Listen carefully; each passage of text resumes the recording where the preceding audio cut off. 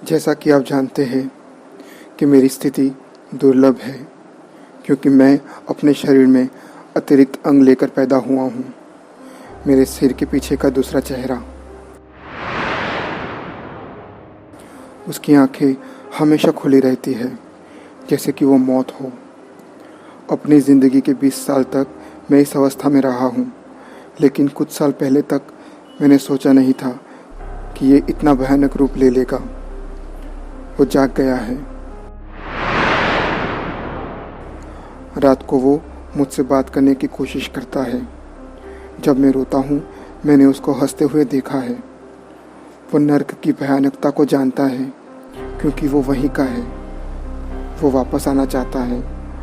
वो मेरे दिमाग पे कब्जा करके मुझे भयानक तस्वीरें दिखाता है। ये वो शैतान है जो ज़िंदगी भर के लिए मुझसे बंध गया है। आज मैंने अपने शरीर को छोड़ने का फ़ैसला लिया है, क्योंकि यही एक ज़रिया है जो मुझे इससे बांध के रखा है। जब आपको मेरा शरीर मिले, आपसे प्रार्थना है कि मेरे शरीर को इस चेहरे से अलग कर दिया जाए। मेरे शरीर से दूर इसे दफना दिया जाए, ताकि मौत के बाद वो मुझे सता ना सके, और मुझे किसी एकांत जगह पे दफना दिया जाए जहाँ सिर्फ अकेलापन सांस ले सके।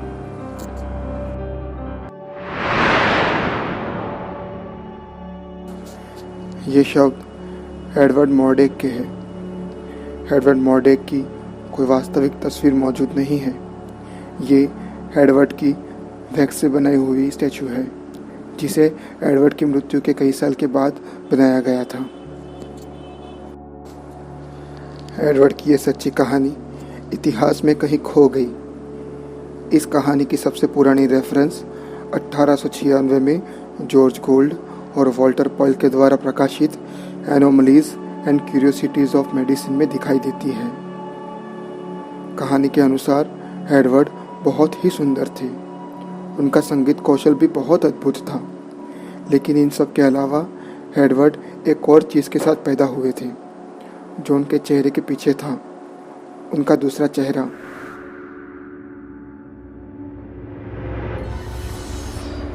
कुछ संस्करणों के अनुसार वह चेहरा महिला का था, जिसने उन्हें आत्महत्या करने पर मजबूर किया।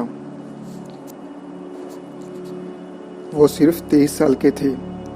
दूसरा चेहरा ना तो खा सकता था, ना ही बोल सकता था, लेकिन वो हंस सकता था, रो सकता था और फुसफुसा सकता था। एडवर्ड ने अपने डेविल ट्विन को हटाने की विनती कई बार डॉक्टरों से की थी। माना जाता है वो रात में भयानक चीज़ें फुसफुसाता था, लेकिन कोई भी डॉक्टर जोखिम नहीं लेना चाहता था। इसमें उसकी जान को खतरा था। एडवर्ड दोस्तों और अपने परिवार से भी दूर रहने लगा था, और एक दिन उसने खुदकुशी करके अपनी सारी तकलीफ़ों से छुटकारा पा लिया।